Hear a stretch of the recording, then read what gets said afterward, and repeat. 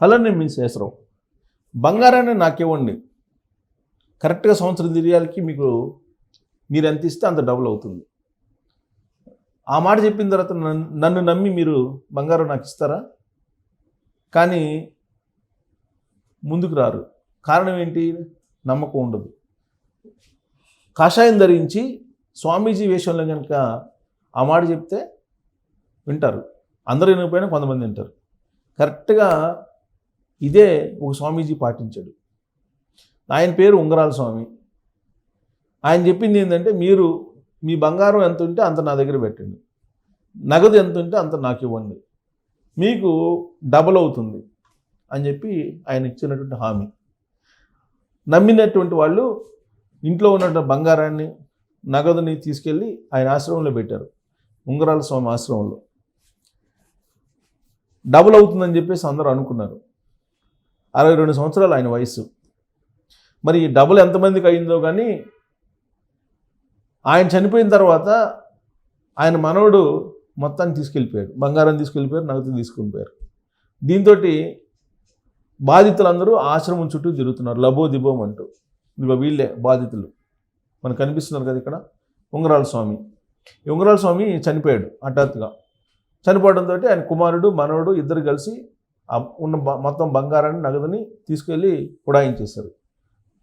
బాధితులు పోలీస్ స్టేషన్కి వచ్చి పోలీసులకు చెప్పారు, ఉంగరాల స్వామి మోసం చేశారు, ఉంగరాల స్వామి చెప్పింది విన్నాం మేము, బంగారం సవర్ పెడితే 2 సవర్లు అవుద్ది అనుకున్నాము, కానీ అసలు పెట్టినటువంటి సవర్ బంగారం వెళ్ళిపోయింది అని చెప్పి బాధితులు పోలీస్ స్టేషన్కి వచ్చేటువంటి వాళ్ళ సంఖ్య పెరుగుతోంది. ఇది జరిగింది ఎక్కడ అంటే రాయలసీమ ప్రాంతంలో, ఎక్కడో కదా రాయలసీమ ప్రాంతంలో.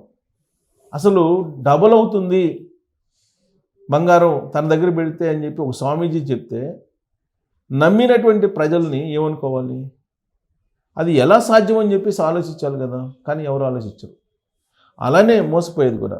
ఇప్పుడు మనకు హైదరాబాద్లో కూడా ప్రీ లాంచ్ పేరుతోటి రియల్ ఎస్టేట్కి సంబంధించినటువంటి ఆఫర్లు ఇస్తున్నారు. ఈ ప్రీ లాంచ్ పేరుతో డబ్బులు వసూలు చేసుకుని ఉడాయించినటువంటి కంపెనీలు ఈ మధ్యకాలంలో 4-5 ఉన్నాయి.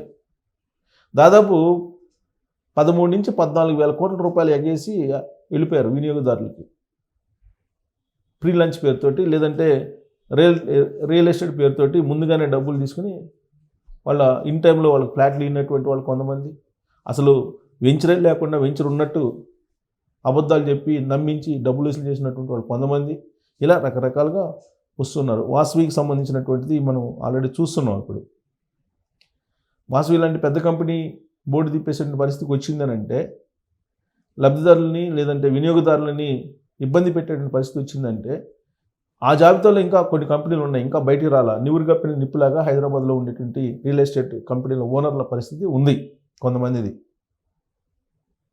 అలాగే అనేక స్కీములు, ఆ స్కీములతోటి ఆకర్షించి ప్రజల్ని వాళ్ళ దగ్గర నుంచి డబ్బులు దండుకొని వెళ్ళిపోయేటువంటి వాళ్ళు అనేక మంది ఉన్నారు, అనేక కేసులు ఉన్నాయి. దాంట్లో ఒకటే అగ్రిగోల్డ్, ఇలాంటివన్నీ ఉన్నాయి, చాలా ఉన్నాయి. నౌహీరా గోల్డ్ అని ఒకటి వచ్చింది ఆ మధ్య, నౌహీరా గోల్డ్ అని. ఆ కేసు ఇప్పటికీ నడుస్తుంది. ప్రతిసారి కూడా ఈ బయటపడుతున్నాయి. ఈ బయటపడినటువంటి 4-5 రోజులు ఇలాంటి వాటి గురించి చర్చ జరుగుతుంది. ఆ తర్వాత యథాలాపంగా మళ్ళీ ప్రలోభాలకి లొంగిపోయి ప్రజలు బంగారం ఇస్తున్నారు, డబ్బులు ఇస్తున్నారు. ఇప్పుడు ఉంగరాల స్వామి, ఈ స్వామీజీల యొక్క వ్యవహారం ఎలా ఉంటుందంటే, ఒక పేరు మూసినటువంటి స్వామీజీ ఉన్నాడు, ఆయనకు ఒక ఆశ్రమం ఉంది, ఒకటి కాదు దాదాపు చాలా చోట్ల ఉన్నాయి, ఇతర రాష్ట్రాల్లో కూడా ఉన్నాయి స్వామీజీ. బెంగళూరు స్వామీజీ ఆయన ఆశ్రమానికి మీరు వెళ్ళారంటే ఆన్లైన్ పేమెంట్ తీసుకోరు, ఓన్లీ కరెన్సీ తీసుకుంటారు. మొత్తం బ్లాక్ మనీకి కేంద్రంగా ఆశ్రమం ఉందని చెప్పి చెప్పడంలో ఎలాంటి సందేహం లేదు. అక్కడికి వెళ్ళినటువంటి వాళ్ళు శూద్రులు అయితే ఒక రకంగా, బ్రాహ్మణులు అయితే మరొక రకంగా వ్యవహరిస్తూ ఉంటారు. శూద్రులు అయితే 1000 రూపాయలు, బ్రాహ్మణులు అయితే 500కి రూమ్ ఇస్తారు, ఏసీ రూమ్ అయితే ఇంకొక రేట్ తీసుకుంటారు. ఇలా రకరకాలుగా ఆశ్రమాల దోపిడీ ఉంది. ఈ ఆశ్రమాలు బ్లాక్ మనీకి కేంద్రాలుగా కొన్ని మారిపోయాయి, మరికొన్ని ఏమో ప్రజల నుంచి డబ్బులు వసూలు చేసుకునేటువంటి కేంద్రాలుగా మారిపోయాయి. మూఢ విశ్వాసాలు, ఆధ్యాత్మికత అనేటువంటి ఒక వెపన్ ఇప్పుడు బలంగా పనిచేస్తుంది సమాజం మీద. దాన్ని ఉపయోగించుకొని స్వామీజీలు ఇష్టానుసారంగా రకరకాలుగా వికృత శాస్త్రాలు చేసేటువంటి వాళ్ళు కొంతమంది, బ్లాక్ మనీ దాచుకునే వాళ్ళు ఇంకొంతమంది, ఇట్లా రకరకాలు ఉన్నారు. వాళ్ళల్లో ఉంగరాల స్వామి ఒకళ్ళు. ఈ ఉంగరాల స్వామి కథ ఏంటంటే, ఇప్పుడు ఉంగరాల స్వామి కథ ఇప్పుడు రాయలసీమలో మారుమవుతుంది, తెలుగు రాష్ట్రాలకి పాకింది. ఇప్పుడు మదనపల్లి ఇంది. బంగారం ప్రజలను మోసం చేసిన ఆశ్రమ నిర్వాహకులు, మీ ఇంట్లో ఉన్న బంగారాన్ని తీసుకొచ్చి పూజలో పెట్టండి, ఏడాదిలో రెట్టింపు బంగారం కొనుగోలు చేస్తారంటూ ఓ స్వామీజీ చెప్పడంతో ప్రజలు గుడ్డిగా నమ్మారు. సో మీ ఇంట్లో ఉన్న బంగారాన్ని తీసుకొచ్చి నా దగ్గర పెట్టి నేను పూజ చేస్తాను, మీ బంగారం మీరు ఎంత బంగారం నా దగ్గర పెడతారో అంత రెట్టింపు అవుతుంది ఏడాది తిరిగేటప్పటికి నా పూజకి అని చెప్పి ఆయన చెప్పారు. స్వామీజీలు కదా గుడ్డిగా నమ్మేశారు. స్వామీజీలు నమ్మకపోతే ఏమవుద్దు అనేటువంటి ఒక సెంటిమెంట్ అనేది ఇన్బిల్ట్ హిందువులకి చాలామందికి ఉంటుంది, అందరికి కాకపోయినా చాలామందికి ఉంటుంది. సో వాళ్ళు ఇప్పుడు గుడ్డిగా నమ్మేశారు. పెద్ద సంఖ్యలో బంగారం నగదు ఆయనకి ఇచ్చేశారు. తీరా స్వామీజీ అనారోగ్యంతో కన్ను మూశాడు. ఆయన కుటుంబ సభ్యులు మనవడు సొత్తు తీసుకొని ఉడాయించడంతో బాధితులు లబోదిబోం అంటున్నారు. ఈ ఘటన అన్నమయ్య జిల్లా మదనపల్లిలో చోటు చేసుకుంది. మదనపల్లిలోని బసినికొండ గ్రామంలో వెంకటశాస్త్రి అనే వ్యక్తి ఉంగరాల స్వామిగా పేరొందాడు. సో వెంకటశాస్త్రి ఈయన పేరు. వెంకటశాస్త్రి అలియాస్ ఉంగరాల స్వామి అనమాట. ఉంగరాల స్వామిగా పేరు మోసాడు. వెంకటశాస్త్రి కాస్త ఉంగరాల స్వామిగా మారాడు. ఉంగరాల స్వామిగా మారి ఈ దందాన్ని ప్రారంభించాడు. సొంతంగా కేదారేశ్వర ఆలయాన్ని నిర్మించి అక్కడే ఒక ఆశ్రమాన్ని నిర్వహిస్తున్నారు. సో కేదారేశ్వర ఒక టెంపుల్ని నిర్మించాడు అక్కడే ఆశ్రమంలో. ఆ ఆశ్రమాన్ని బేస్ చేసుకొని ఆయన పూజలు పునస్కారాలు చేయడం మొదలుపెట్టాడు. దీంతో అక్కడ ఉన్నటువంటి ప్రజలు ఆకర్షితులయ్యారు.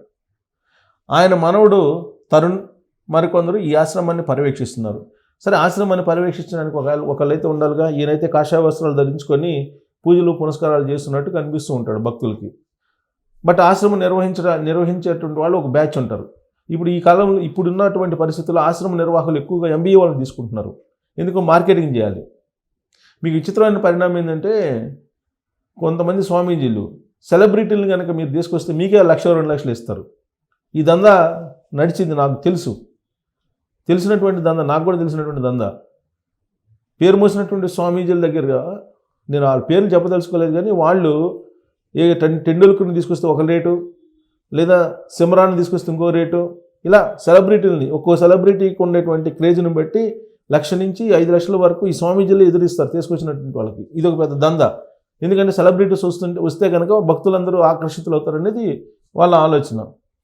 సో ఇట్టా మొత్తం మీద ఈ స్వామీజీ మదనపల్లిలో కేదారేశ్వర ఆలయాన్ని నిర్మించి ఆశ్రమం నిర్మిస్తారు. ఆశ్రమ నిర్వహణను ఆయన మనవడు చూస్తున్నాడు.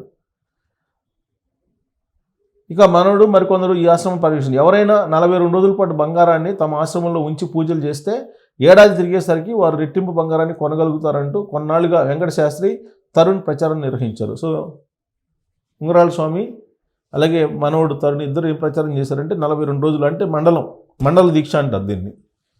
42 రోజుల పాటు కనుక మీ దగ్గర ఉన్న బంగారాన్ని పెడితే అది ఏడాది తిరిగేసరికి డబుల్ అవుతుందని చెప్పి ఆయన చెప్పాడు.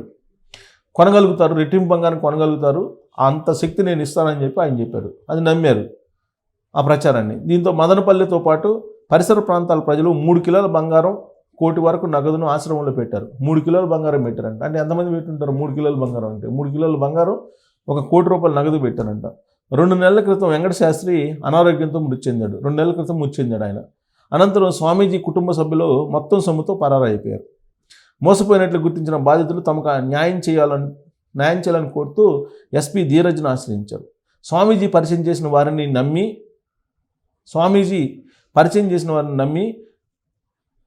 19.40 గ్రాముల బంగారం, 59,000 నగదు ఆశ్రమంలో పెట్టామని మదనపల్లి మండలం బసినికొండకు చెందిన లావణ్య విలపించారు.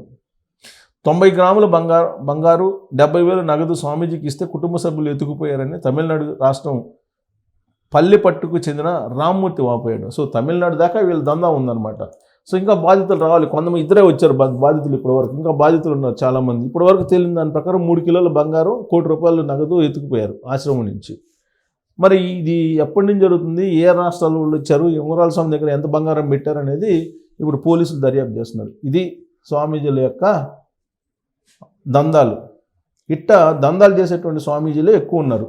కాకపోతే ఒక్కొక్కరు ఒక్కొక్క రూపంలో ఈ దందాలు చేస్తుంటారు. కొంతమంది ఏమో ఆశ్రమానికి వచ్చి విడిది చేస్తే పుణ్యం వస్తుందని చెప్పి కొంతమంది ఏమో మీ దగ్గర ఉన్న సొమ్ము మా దగ్గర పెడితే అది రెట్టింపు అవుతుందని ఇంకొంతమంది, ఇట్లా రకరకాలుగా పలు రూపాల్లో పూజలు, పునస్కారాలు, మంత్రాలు, ఇవన్నీ ఈ రూపాల్లో ప్రజల యొక్క బలహీనతని క్యాష్ చేసుకునేటువంటి స్వామీజీల సంఖ్య ఎక్కువైపోయింది.